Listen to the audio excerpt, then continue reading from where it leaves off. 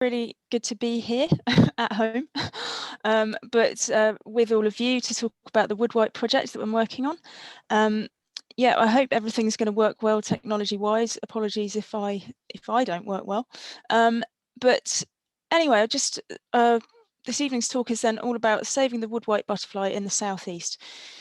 So this is a project update halfway through the project, unbelievably. So it started in September 2019 and the project ends in September next year, 2022.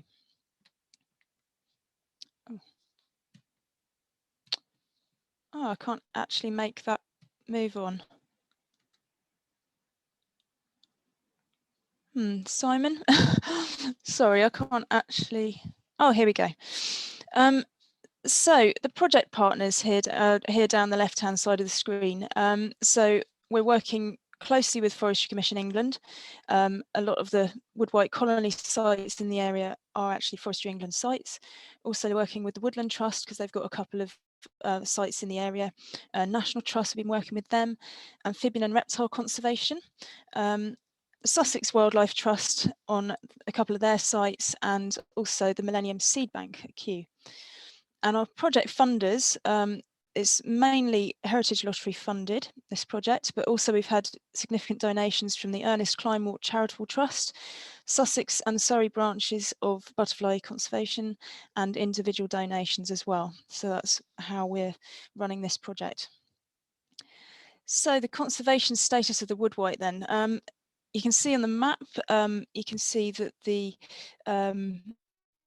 the dark red dots are where you've got the more butterflies have been seen, and so you can see that this map goes back to 1970 really, and up to 2014. You can see from that it's largely a southern species, but since the 1970s the wood white has declined by 89%, which is a really worrying decline, which makes it one of the highest priority butterflies for butterfly conservation to work on. It's designated as a Section 41 species of principal importance under the Natural Environment and Rural Communities Act of 2006, and it was a priority species in the UK Biodiversity Action Plan, and it's also protected under Schedule 5 of the 1981 Wildlife and Countryside Act. So yeah, it's largely a southern species. You've got various colonies. You've got one down here, Lyme Regis, that sort of area, the Undercliffs. You've got Devon, East Devon coast. This is the colony here that we're working on in the southeast, and then colonies further north, sort of Bedfordshire, Northamptonshire, and Shropshire, Forest of Dean areas. So this is our colony then that we're working on. It goes along the Surrey and Sussex border, which is the purple line here, and this is the blue boundary here is the sort of project area. And so the darker the red dots, the more recent the record on here. So you can see the dark red dots are the most recent ones, and the pink bubbles are really sort of a flight dispersal area around these sightings. And actually the Sussex colonies represent 20% of the entire UK distribution of wood white. So it's a very important colony. They actually exist in these small isolated pockets though. So you can see that, I mean, there's quite a large area between, for instance, Grayswood and Chiddingfold. This is probably too wide a gap for the butterfly to be able to disperse. And, and again, we've got isolated colonies down at the south at Ebeno, where we've had sort of limited number of sightings in recent years. Again, it's a bit far away from Plaistow to be able to naturally spread. So this is how it is. It's isolated colonies throughout this project area, and this project is all about linking these up through appropriate habitat management on the actual colony sites, but also through creating suitable habitat areas for the wood white to be able to spread and form new colonies. So we've got these objectives and aims for the project. So we're going to increase the distribution and abundance of wood white in the area. One of the ways we're going to do this is by creating at least 3 kilometres worth of wildflower strips throughout the project area. And these in the future will be managed by rotational cutting, which I'll talk about later, which is a way which we encourage wood white. We're working with local landowners to encourage suitable management and link colonies, working with contractors and volunteers. We're collecting seed and we're propagating the food plants, creating lots of opportunities for volunteers and communities to get involved, hopefully ensuring that we've got an appropriate legacy of long-term management, because obviously this is only a 3-year project and we don't want to leave at the end of 3 years and not see any future work happen for wood white. And you know, we're also trying to raise the profile of butterfly conservation in our work and increase the amount of recording that's happening in the area. So there's going to be many other species that will benefit from the project that do rely on the similar sort of habitat to wood whites. So for instance, grizzled and dingy skippers. That's a dingy skipper down in the left-hand corner. Very unfortunate name for a really pretty butterfly. They're anything but dingy in my opinion, but yeah, they're priority species, the grizzled and dingy skippers. Also, wider countryside butterflies such as small tortoiseshell and small copper will benefit. And other rarities such as the white-spotted sable moth, Coleophora wockiella, the lovely named Bethany case bearer moth. That's got its own UK site at Oakham Wood, which is part of Chiddingfold Forest, and we're really hoping that we can increase the colony size for the Bethany case bearer. The drab looper moth, another rarity that we've got in Chiddingfold Forest, another really poorly named moth in my opinion, because it's not drab at all. Lots of other bees and pollinators, lots of invertebrates, including the rare longhorned bee, such as this one down in the right-hand corner here. Eustera longicornis with the long antennae there. That relies on one of the food plants that wood white relies on, the meadow vetchling. And reptiles such as common lizards, slowworm, adder and grass snake, these all inhabit the sort of glades and rides of Chiddingfold Forest and the area, so they should benefit. And also there's clear benefits for some of the more uncommon plants in the area, some of which are food plants, like bittervetch, it's a food plant for the wood white. It's quite uncommon in Surrey. Dyer's greenweed, and also goldenrod, and various other plant species will benefit. So what sort of habitat conditions do wood white need then? So they really like sheltered but open woodland rides and glades and sheltered meadow edges. The name wood white implies that they're only found in woodland, but that's not true. You know, some other areas of the country in particular, like the undercliffs in Dorset and in Devon, they're sort of in a much more open habitat than woodland. But they do benefit from the shelter, but it's really the open rides and glades. Most of the existing colonies that we've got in the UK are on Forestry England land, and certainly in this area, it's a strong bias towards Forestry England land. And a big part of that is because you've got these wide forestry tracts with ditches for drainage either side and sort of quite a wide area of ride-side vegetation. And this is where you normally find the food plants growing that the caterpillars feed on.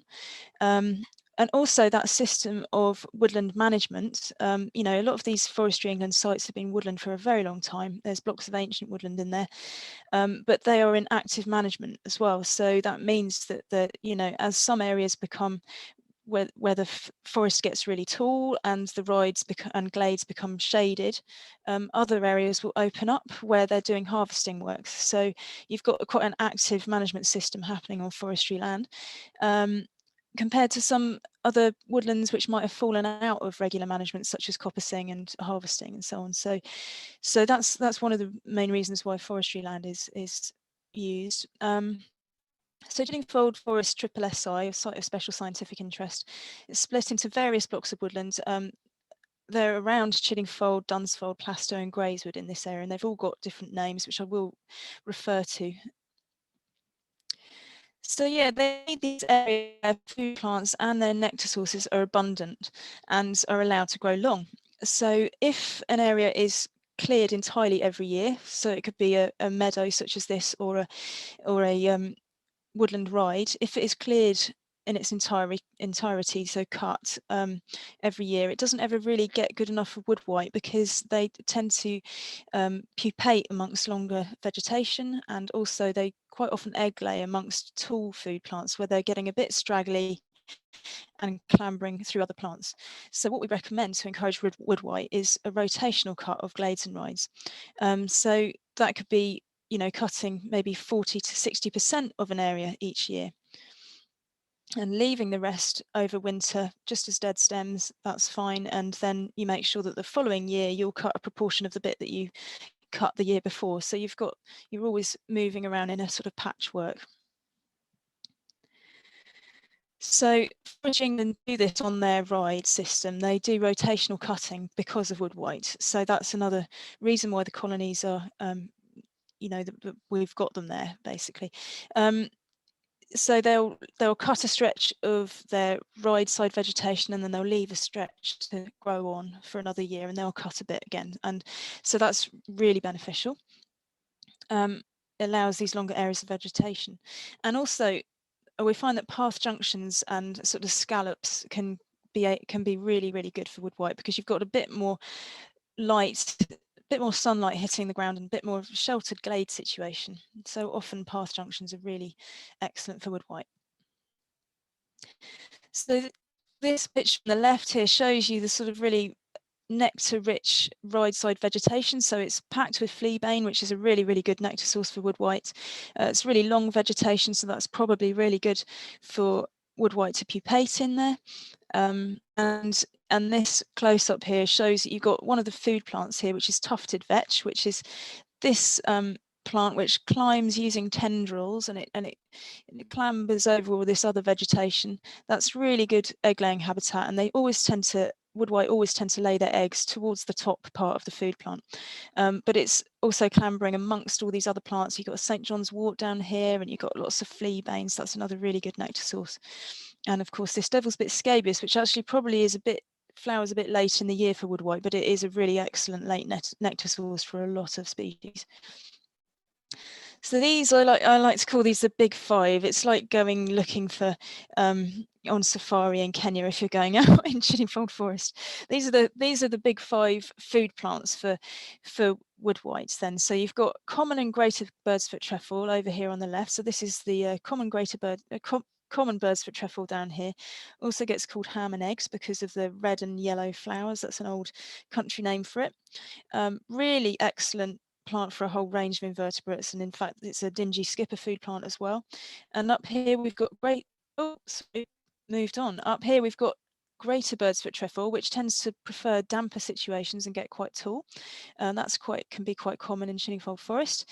In the middle here we've got bitter vetch, which seems to be a much more common plant in Sussex than it is in Surrey, but that's a well-used food plant there.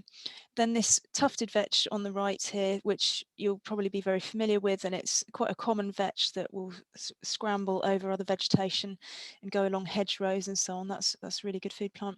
And down here, meadow vetchling, which is another really good climbing vetch. It gets really tall, and that can get quite abundant in places. And you've just got a picture down here of a wood white's egg on the underside of tufted vetch there. So wood white have got 2 broods of adult butterflies each year. So the first brood will tend to come out in late April and be around until June, and then you get a second brood late July and August in the south in particular. So they really love their nectar. They've got favoured favoured nectar plants. And you need nectar for a long period. You need nectar in the early spring and throughout into the late summer too. So here are some of their favourite nectar sources. So you've got bugle here, which is a really good early nectar source, and greater stitchwort over here. They love this. Also, they use lots of speedwells, ragged robin. Later on in the season, they'll be using knapweed and betony in particular. It's a really good nectar source. So this picture shows you a male and a female wood white, and the male is the one on the left here. It's got this dark patch in the top of his wing here. That's really diagnostic to show a male from a female. And this is actually a male performing the courtship display. They've got this distinctive rounded wings as well, and they've got a very slow fluttery flight when you see them. So they're very distinctive butterfly. The male in the courtship display flicks his head and antennae back and forth in front of the female, which is really, really great to see. And the female often responds by just flashing open her wings at him. So that's the difference between the male and the female. And males can seem to fly, they can fly all day long, it seems. They do stop and nectar, but they do long distance flying looking for mates, whereas females tend to be a little bit more relaxed and stop and rest quite a lot and nectar a lot, which sounds quite good.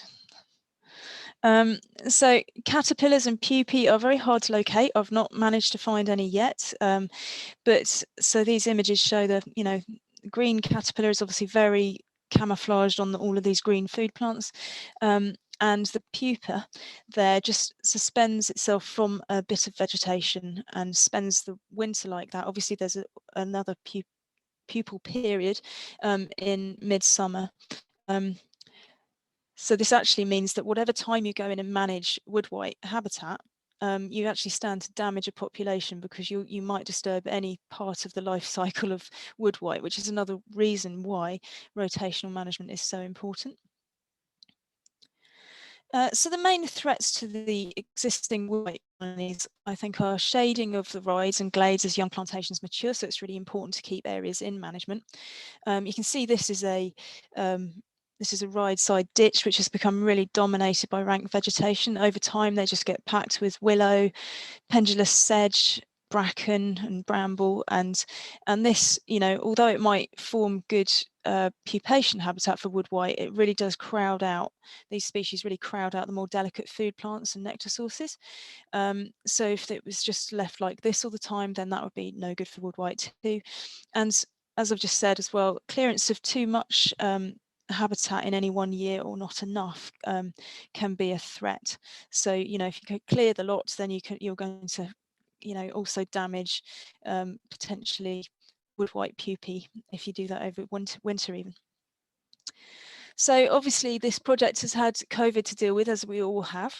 We have had various things that we were supposed to be doing that have been postponed, and we found various ways around. So I was supposed to be doing butterfly walks and talks last year, which I haven't been able to do, so I've sort of provided some online resources instead, and put together presentations which I've sent out to people. We were supposed to have workshops at the Millennium Seed Bank to help us in learning all about seed collection and correct storage of seed.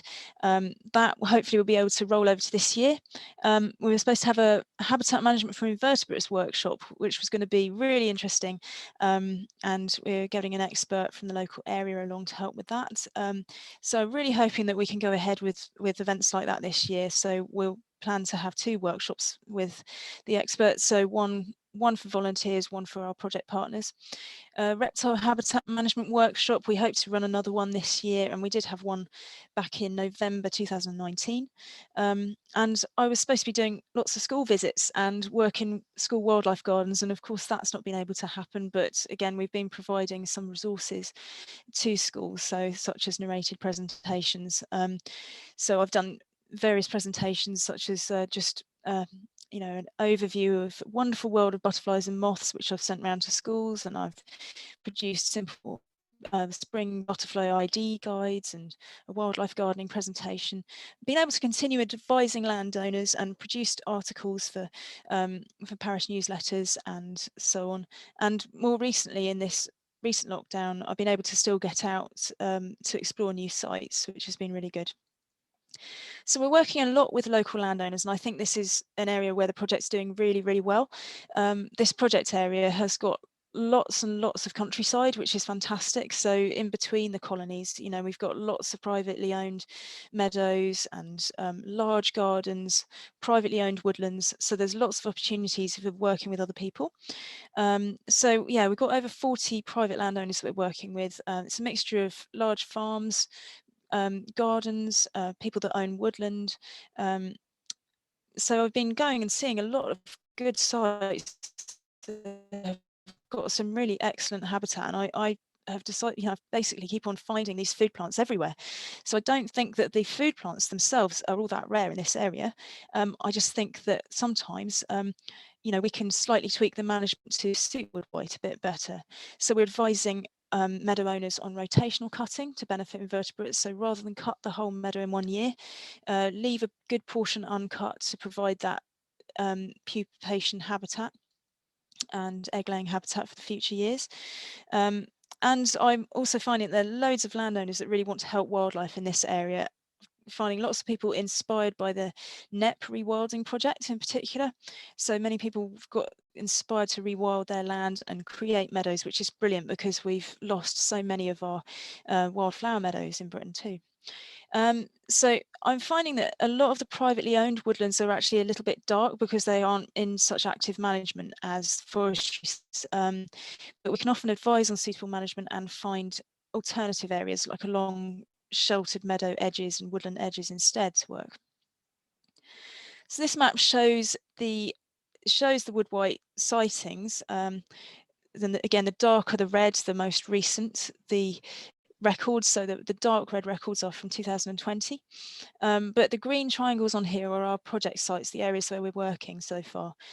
So you can see we're getting quite a good coverage here of sites where I've been to. So it could be that I've just gone and advised someone that owns a meadow on management, or we could have created wildflower strips to contribute to that target of 3 kilometres of wildflower strips.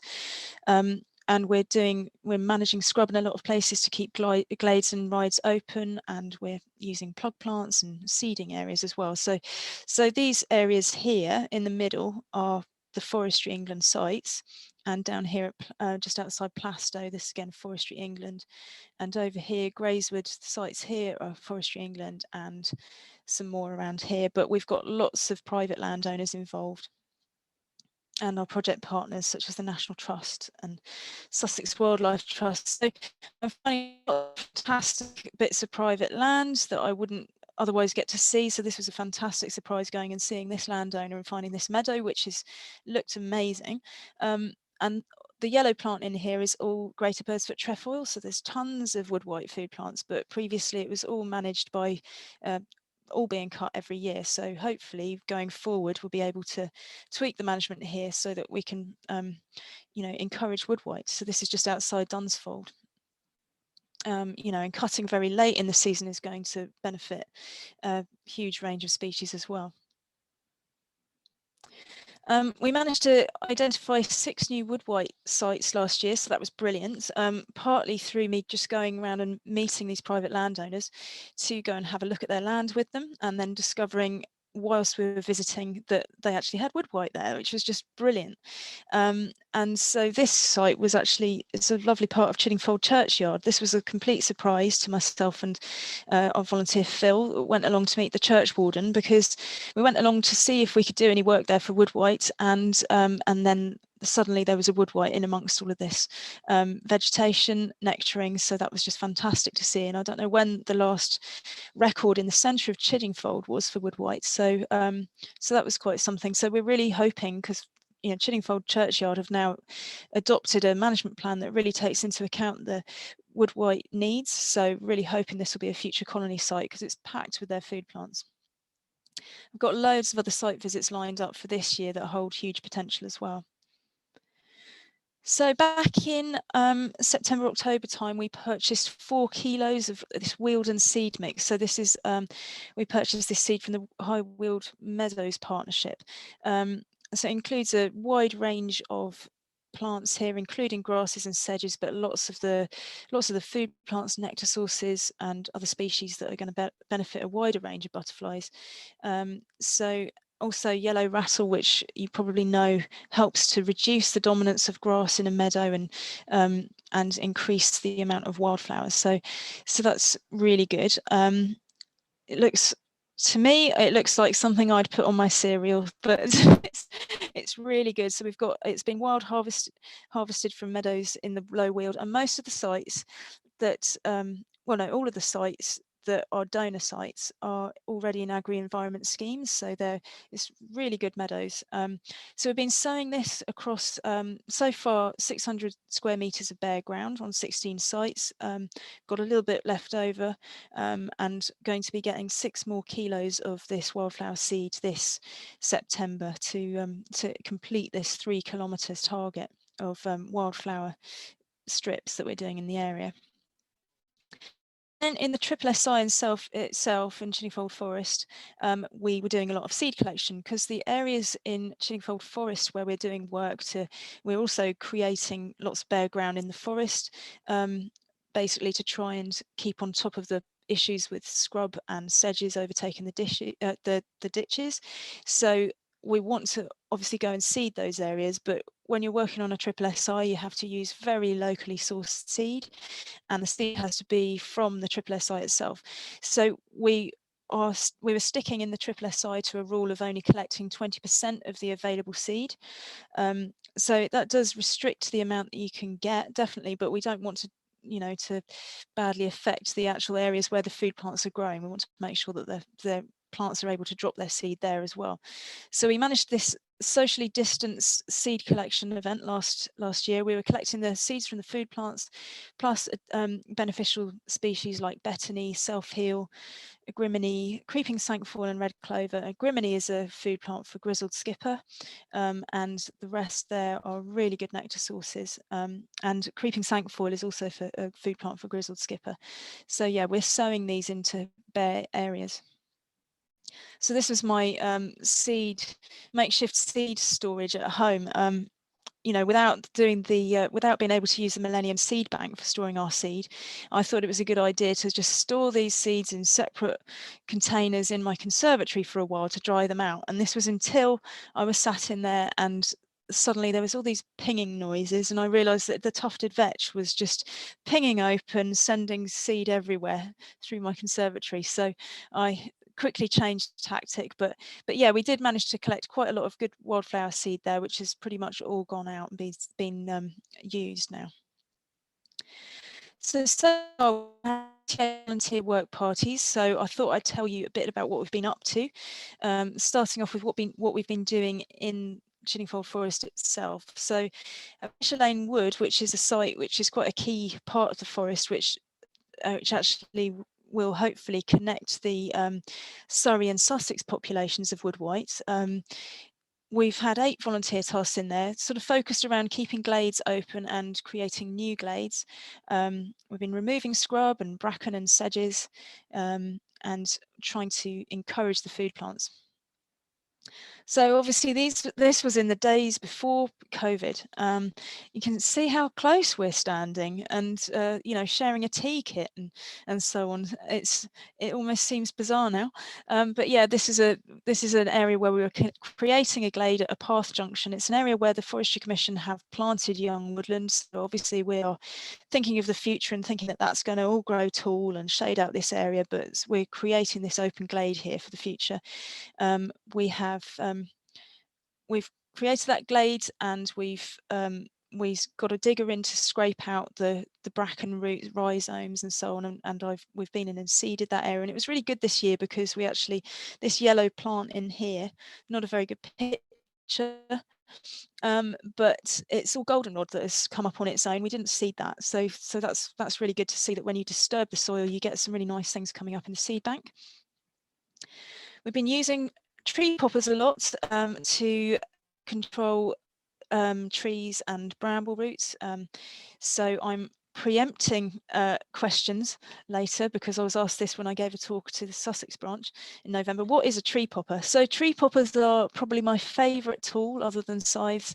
They are a South African tool, and I think that they are just brilliant in conservation because they're designed to help get rid of woody species with their roots. So it really helps to avoid using chemicals and create lots of sort of early successional habitat. Basically, we're trying to as you lift up a tree popper, the jaws open, and then you slide them down to the base of the tree, or small small bit of even seedlings, but they can get out some quite big trees, and they just use them as a lever, and they manage to bring out the roots too. And so it just really helps to keep areas open more permanently. It doesn't mean that you have to keep on going back and brush cutting them so much, or going back with your loppers so much. So we've been using these a lot. They're also very good for leaning on and taking a breather when you need to, and having a good chat. So no, they're really excellent. They've been really good on our work parties. So Lagfold Copse is part of the main body of Chinningfold Forest. It's really a hub of the colony locations, really been creating potential habitat in open glade areas.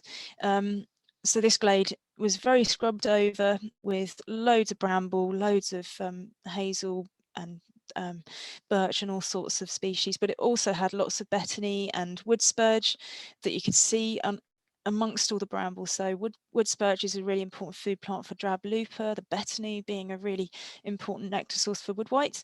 So we've done a lot of clearance here, and we've seeded the area with food plants. And also there was loads of bugles, so it should be really good for wood white in the future. I only included this picture because I find it quite amusing. We're just going through what we're doing at the start of a task, and I think full points to John, my volunteer here, who's taking note, but I think people are distracted by all sorts of things. John and my dog Wilf are really paying attention there to what we're doing, but we had a good day that day despite the rain. So yeah. And Tugley Wood Triangle Meadow. So for those of you that know the forest, you'll know probably Triangle Meadow. It's a real hotspot for wood white. Lots of people go there trying to find purple emperors. It's a really good part of the site. It's also got Dingy skipper. We've been doing a lot of work to remove scrub, scything shorter areas, coppicing the willow, taking out little blocks of willow to create more open ground. And this is us this year at the start of a very rainy task back in November, looking happy at the start of the day.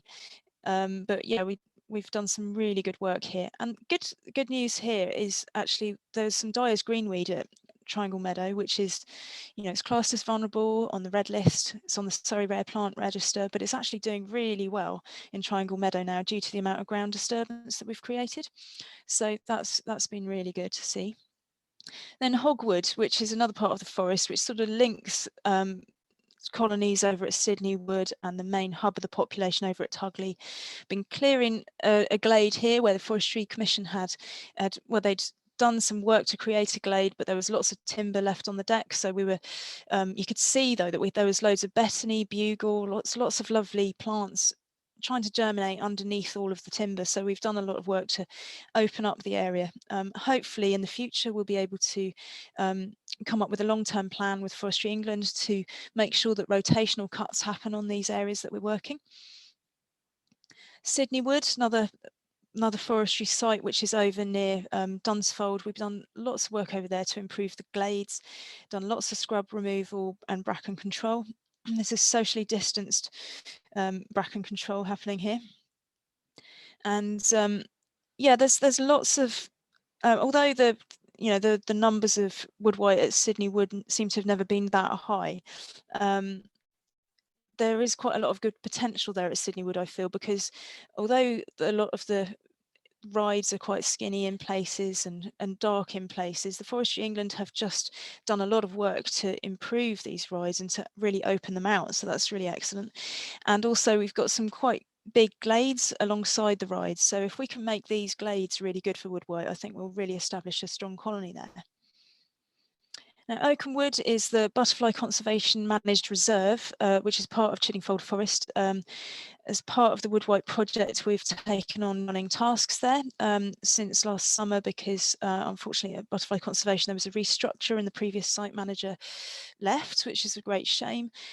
So we've taken on the volunteer tasks, which has been really good, but unfortunately, through COVID, our winter's work has been impacted there. So I'm really hoping that we can get back out there and do a lot more work this coming winter.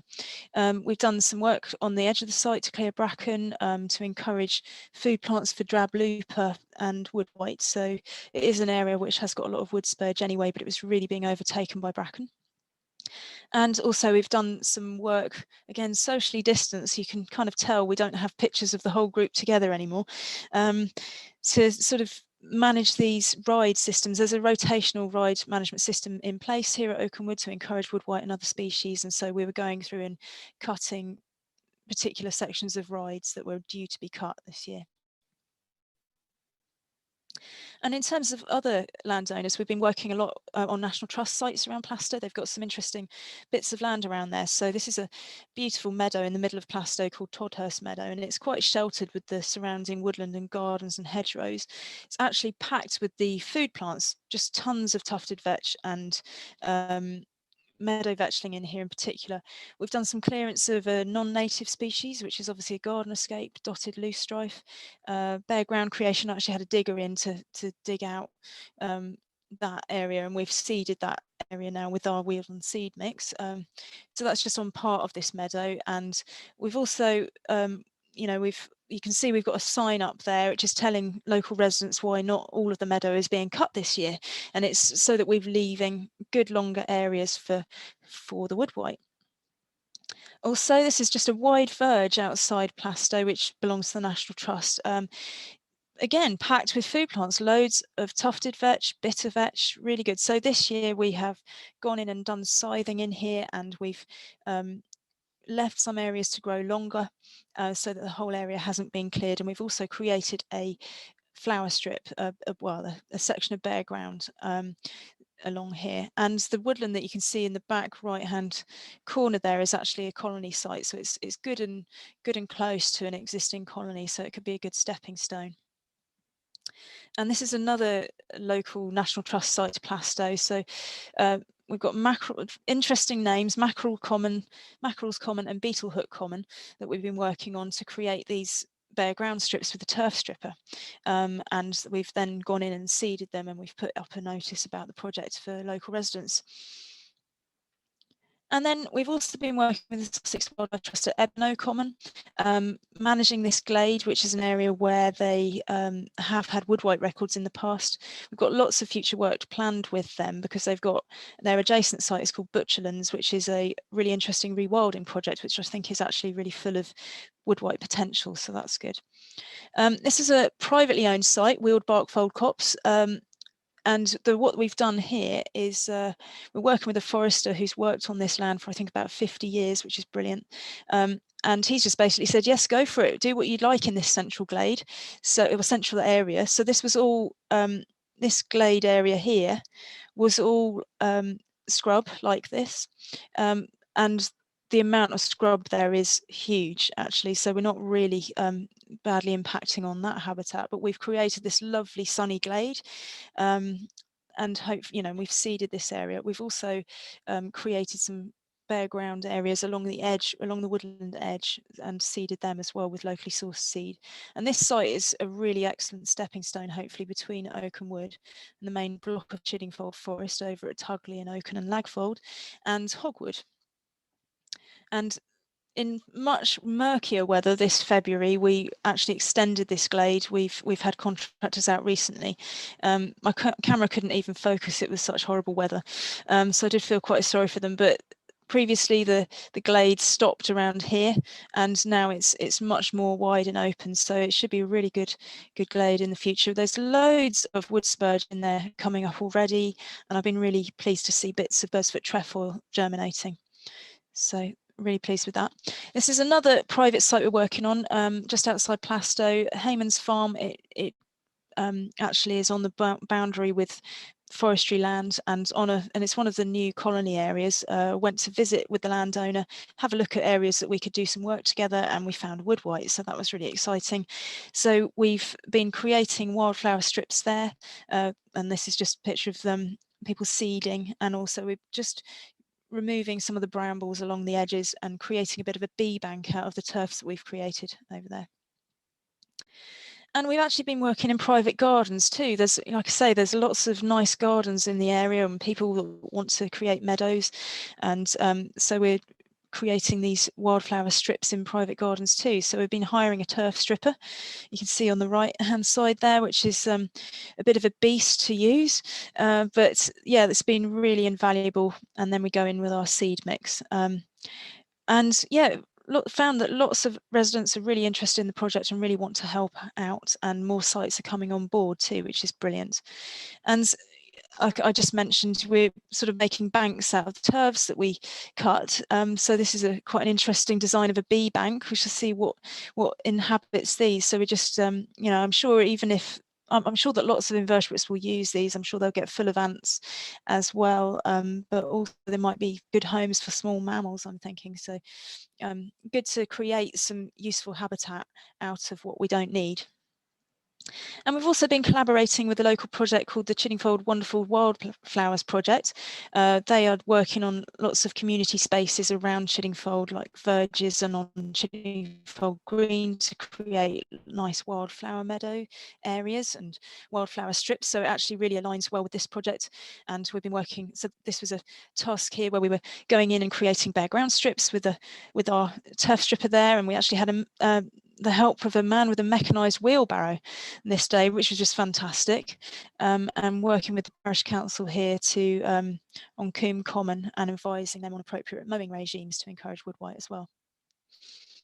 And in the autumn we did various digger works, so the project budget was used for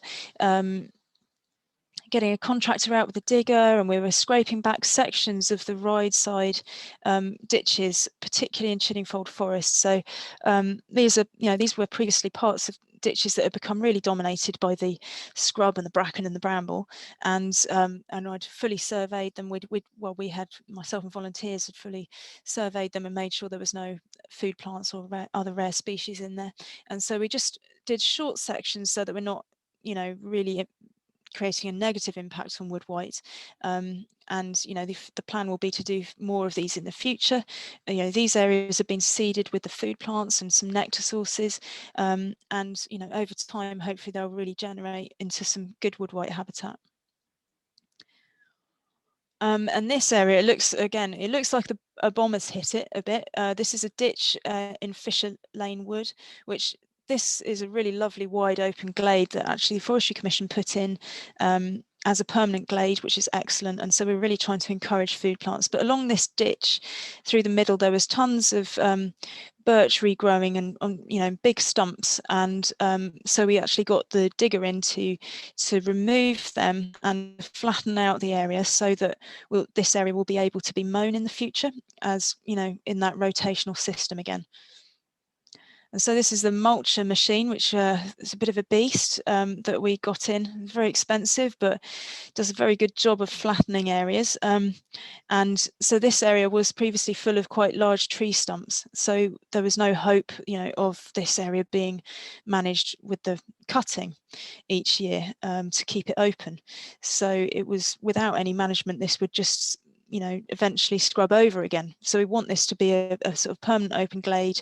It's at a really nice path junction, so there's lots of light hitting the ground here, so it made sense to remove those stumps completely so that Forestry Commission will be able to mow sections. An area in Fisher Lane Wood again where we are just seeding an area which we've just had the digger in to sort of scrape out the top layer of roots in this ditch. Also in Ash Park Wood, which is again part of Chiddingfold Forest, we had the digger in to create nice strips amongst this area which is dominated by bracken, but it's a really lovely sheltered glade that feel like it could have really good potential for wood white if we can just get on top of the bracken problem there. So in all so far, we've created over 1.2 kilometres of wildflower strips. So we're on our way to the 3 kilometres, but we're way off it yet. This is one thing that will help though, because we've recently, Forestry Commission have done some quite extensive work at Stroud Wood in Grayswood. So this is a really isolated colony on the western edge of the project area, and they've opened out sections of ride here to really encourage wood white. It's a very small colony there, really needs some help, and I asked them to just, again, where areas are really dominated by the bracken with not a lot else in there at all, just ask them to scrape back that rhizome layer so that we can go in and do some work to encourage the food plants. And this is an area next to the ride where they've done similar. So now we've just got bare grounds there that we can go in and we can do some work to plug, plant and seed here. And the good thing here, well, you know, it's good when sites are designated as sites of special scientific interest, but this is actually outside the triple SI, which makes it easier in terms of being able to seed areas, because we don't have much of the triple SI seed left. So we should be able to have a good impact here with plug plants and seed that we've got from the local area still. And just a cautionary note here, you know, when we're doing our ditch work and going in with big machinery, I think it's really important to go in and do a bit of clearance beforehand. So, you know, these lovely creatures here we found by just carefully removing the cover in the ditches, and you know, so we actually found a couple of great crested newts here down at Tugley Wood, down in the right hand corner. You know, toads, lots of slow worms, common lizards. So everything was relocated before the digger works, which has been really good. More recently then we've done some work with plug plants. So back in October, November time, we got in 500 plug plants from a Sussex supplier. And this is some work on a privately owned woodland adjacent to Tugley Wood, so over near Alfold and Dunsfold. So we've put 300 plug plants in here. It's a lovely site which has got a really wide open ride, so lots of potential, but none of the food plants as yet that we've found. So we've come up with this strange method of protecting our plug plants, quite cheap. Just construct a deer-proof fence, hopefully, out of the material that we find on the woodland floor. Looks like we've actually fenced in our volunteer there, but I believe he got out, so that's good. So we've also worked in another site here doing similar. So this is called Lagfold Copse, privately owned woodland near Plaistow. We've put in a load of plug plants where they've got a lovely open glade in this woodland around a pond. And also in 3 local gardens, we've done some plug planting. So we've got loads more sites to properly survey this summer for first and second brood butterflies, and I'm really hoping that we can get out soon, and you know, well, we can all get out soon, but that definitely by mid-April we'll all be allowed out. So we may even discover some new colonies. That's what I'm really looking forward to. Hoping to work with the Woodland Trust at their local sites, collaborate on volunteer tasks and surveys with the South Downs National Park, particularly at Lagfold Estate. There's a site called Wood, which is near North Chapel, that we're hopefully going to be working with them. Also having discussions with the Way and Arun Canal Trust over ways we can work together as well. And Sussex Wildlife Trust. This is actually this lovely meadow in the picture is actually a Sussex Wildlife Trust managed part of Ebeno, and it's, well, all of Ebeno Common is theirs, but this area is been managed perfectly for woodwhite for many years by the ranger and his volunteers. So I'm really looking forward to going and looking for woodwhite there. And I think overall the project has been going really well despite COVID, really. I think the interest in the project has been brilliant from the local community, and lots of people have heard about it through word of mouth and through the articles in parish newsletters and so on. Got various works in the pipeline with the parish councils. I'm really hoping to work with Dunsfold Parish Council on Dunsfold Common. Recently found a part of Dunsfold Common which is actually a field edge I'd love to work along to do a wildflower strip, and there's already betony there and it already looks quite good, so that would be really good. I've got a brilliant team of volunteers helping me, but more are always needed and welcome. Definitely we can always do with more help. Can't wait to get back out and carry on this valuable work. So if you'd like more info on the project, or to get involved in tasks, surveys, or even growing on plug plants, or you've got a bit of land that in the project area in particular that you would like to manage a bit of for woodwhite, then please do get in touch with me. And I'd just like to extend a huge thanks to the people who have got involved and helped me in some way. And thanks to Ken and Gillian Elsom and Martin Darcy for use of their photos, and Ken for his maps. And hopefully we'll see lots more egg-laying woodwhites like this one in the future as they manage to spread out and colonise new sites in the area. So many thanks for listening. That concludes my talk. Has anyone got any questions?